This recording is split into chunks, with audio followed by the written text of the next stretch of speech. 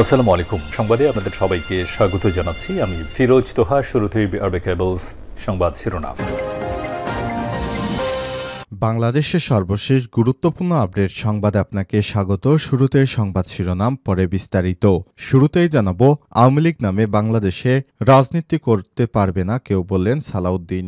বিএনপির স্থায়ী কমিটির সদস্য সালাউদ্দিন আহমেদ বলেছেন, আওয়ামী লীগ নামে বাংলাদেশে আর রাজনীতি করতে পারবে না, সেই আওয়াজ আমরা উঠাচ্ছি। আমরা আওয়ামী লীগের এই গণহত্যা ও মানবতা বিরোধী অপরাধের জন্য রাজনৈতিক সংগঠন হিসেবে বিচারের দাবি করছি। এরপর জানাবো, রাজধানীর হাতিঝিলে ইন্টারনেট কর্মচারী গুলিবিদ্ধ। রাজধানীর হাতিঝিলে অব দ্য রোড বাগিচার টেক এলাকায় সন্ত্রাসীদের গুলিতে মোহাম্মদ সুমন 25 নামে ইন্টারনেট লাইনের এক কর্মচারী গুলিবিদ্ধ হয়েছে। মঙ্গলবার রাত 10:30টার দিকে এই ঘটনা ঘটে। এদিকে চীনের রাষ্ট্রদূতের সঙ্গে মঈন খানের বৈঠক। ঢাকায় নিযুক্ত চীনের রাষ্ট্রদূত ইয়াওয়েনের সঙ্গে বৈঠক করেছেন বিএনপির স্থায়ী কমিটির সদস্য ড আব্দুল মঈন খান। জানাবো, আর্থিক টানাপোড়েনেও ভর্তুকি প্রণোদনার চাপে সরকার। আর্থিক টানাপোড়েনের মধ্যেও ভর্তুকি আর প্রণোদনার চাপে রয়েছে অন্তর্বর্তীকালীন সরকার। এই অর্থবছরের 7 মাসে বরাদ্দের 40% খরচ হয়েছে টাকার অঙ্কে, যা প্রায় 59,000 কোটি টাকা। এর বেশিরভাগই ব্যয় হয়েছে বিদ্যুৎ ও কৃষিক্ষেত্রে। এদিকে বৈষম্যবিরোধী ছাত্র আন্দোলনের কেন্দ্রীয় সমন্বয়ক মিঠুন হাসপাতালে। বৈষম্যবিরোধী ছাত্র আন্দোলনের কেন্দ্রীয় সমন্বয়ক আল মেহেরাজ শাহরিয়ার মিঠুনকে ঢাকা মেডিকেল কলেজ হাসপাতালে ভর্তি করা হয়েছে। এবং সর্বশেষ জানাবো, সোনারগাঁয়ে শ্রমিক হত্যা মামলায় সাবেক আইনমন্ত্রী 3 দিনের রিমান্ডে। নারায়ণগঞ্জের সোনারগাঁয়ে বৈষম্যবিরোধী ছাত্র জনতার আন্দোলনে শ্রমিক আশিক মিয়া হত্যা মামলায় সাবেক আইনমন্ত্রী আনিসুল হকের 3 দিনের রিমান্ড মঞ্জুর করেছে আদালত। আজ আদালতে তোলা হলে মেট্রোপলিটন ম্যাজিস্ট্রেট এর আদালত তার এই রিমান্ডের মঞ্জুর করেছে। প্রিয় দর্শক, এতক্ষণ শুনছিলেন সংবাদ শিরোনাম, এবারে বিস্তারিত। তবে তার আগে বন্ধুরা, অনুরোধ থাকবে সংবাদটিতে একটি লাইক দিন। এই চ্যানেলে আপনি নতুন হয়ে থাকলে আমাদের সংবাদটি দেখতে দেখতে চ্যানেলটি সাবস্ক্রাইব করে রাখুন। কমেন্ট করে বন্ধুরা আপনার মূল্যবান মতামত জানিয়ে দিন আপনি বিশ্বের কোন দেশ থেকে বা বাংলাদেশের কোন স্থান থেকে আমাদের সংবাদটি দেখছেন এবং শুনছেন। এবারে বিস্তারিত। আওয়ামী লীগ নামে বাংলাদেশে রাজনীতি করতে পারবে না, বললেন সালাউদ্দিন। বিএনপির স্থায়ী কমিটির সদস্য সালাউদ্দিন আহমেদ বলেছেন, আওয়ামী লীগ নামে বাংলাদেশে আর রাজনীতি করতে পারবে না, সেই আওয়াজ আমরা উঠাচ্ছি। আমরা আওয়ামী লীগের এই গণহত্যা ও মানবতা বিরোধী অপরাধের জন্য রাজনৈতিক সংগঠন হিসেবে বিচারের দাবি করছি। বুধবার দুপুরে রাজধানীর জাতীয় প্রেস ক্লাবে আঞ্চলিক সম্পাদক পরিষদ আয়োজিত জাতীয় ঐক্য ও বর্তমান বাস্তবতা শীর্ষক আলোচনা সভায় প্রধান অতিথির বক্তব্যে সালাউদ্দিন এসব কথা বলেন।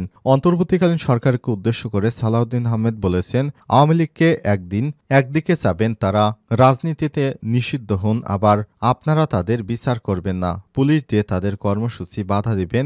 এত স্ববিরোধিতা ঠিক নয়। আমরা স্পষ্ট করে বলে দিতে চাই, বৈপ্লবিক গণ অভ্যুত্থানের মধ্য দিয়ে এই দেশের মানুষ আওয়ামী লীগকে প্রত্যাহার করেছে, আওয়ামী ফ্যাসিবাদের রাজনীতিকে প্রত্যাখ্যান করেছে, তাদের বিতরণ করেছে। আওয়ামী লীগের বিষয়ে অন্তর্বর্তীকালীন সরকারের অবস্থানের সমালোচনা করে বিএনপির স্থায়ী কমিটির এই সদস্য বলেছেন, আপনারা আওয়ামী লীগকে রাজনৈতিক কর্মসূচি পালনের জন্য মাঠে নামতে দিবেন না, মানি বা সমর্থন করি, কিন্তু একইভাবে কতদিন রাজপথে পুলিশ দিয়ে ঠেকাবেন? আপনারা বলবেন নির্বাচনে আওয়ামী লীগকে চাই না, আওয়ামী লীগ রাজনীতি করতে পারবে না, কিন্তু পদক্ষেপ নিচ্ছেন। আইনি কোনো পদক্ষেপ কি এই সরকার নিচ্ছে না?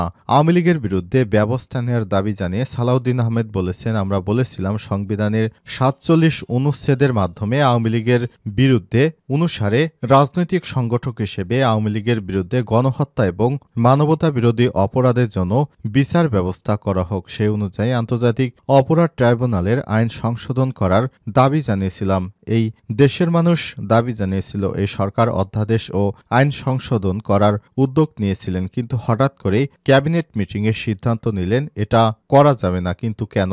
বিচার প্রক্রিয়ার মধ্য দিয়ে নির্ধারণ হন আওয়ামী লীগ বাংলাদেশে রাজনীতি করতে পারবে কিনা, সংবিধানের বিধান সংযোজন আছে সে অনুযায়ী আপনারা আইন করুন বলেন তিনি। বিএনপির এই নেতা বলেছেন, কেউ বলতে শোনা যাচ্ছে আন্তর্জাতিক অপরাধ আদালতে যাদের বিচার হচ্ছে সেই বিচারে হয়তো অবজারভেশন আসবে আওয়ামী লীগের রাজনীতির বিষয়ে। সেটা অত্যন্ত দুর্বল অবজারভেশন হবে। এখন আপনাদেরকে প্রশাসনিক আদেশ দিতে হবে, আইন প্রণয়ন করতে হবে সেই অবজারভেশনের নিরিখে। এখন যদি আপনারা সোচ্চার হন বিচারের জন্য, আমাদের মানুষ চায় বাংলাদেশে ফ্যাসিবাদী রাজনীতির একদম নির্মূল হয়ে যাক, সেই ব্যবস্থা আপনারা নিতে পারেন। রাজধানীর হাতিঝিলে ইন্টারনেট কর্মচারী গুলিবিদ্ধ।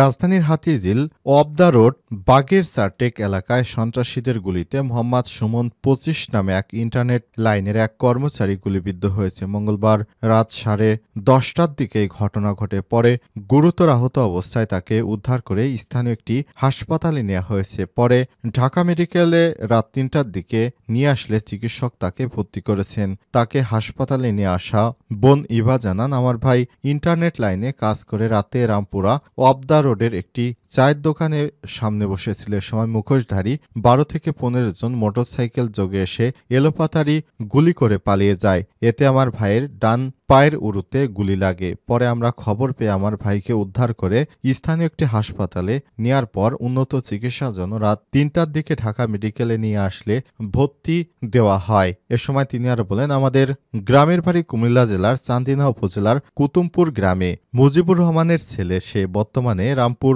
অবদাপাড়া রোডে ২ নম্বর গলি এলাকায় একটি ভাড়া বাসায় ভাড়া থাকে। কী কারণে গুলি করা হয়েছে সে বিস্তারিত জানাতে পারেননি।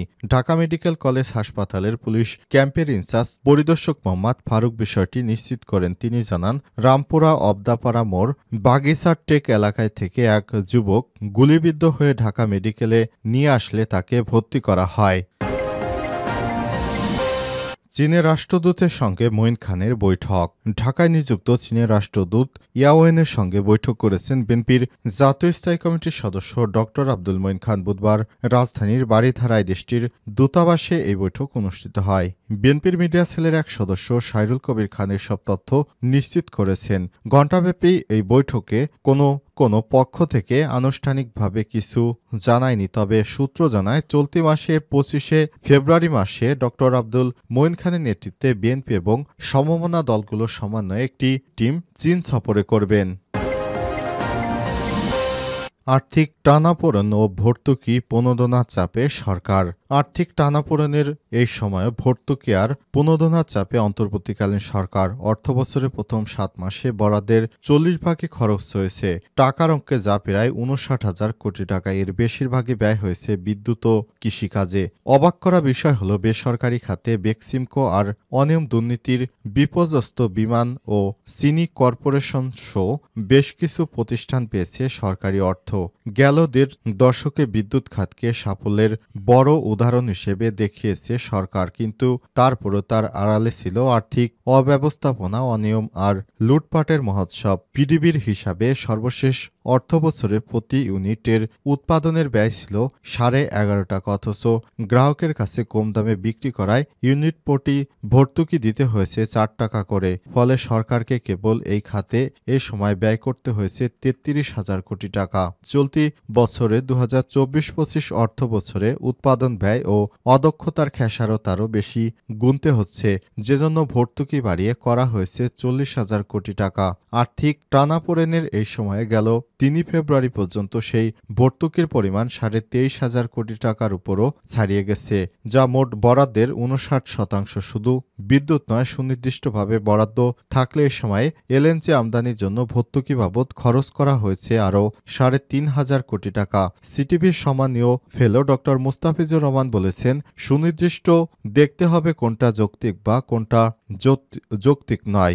আগের অর্থবছরের চেয়ে কৃষি ভর্তুকি বেশ খানিকটা কমিয়ে ১৭,০০০ কোটি টাকা ধরা হলেও প্রায় ১৫,০০০ কোটি টাকা ছাড় হয়েছে ৮ মাসে। ফলে বছরের শেষে তা বাড়তে পারে আরও খানিকটা।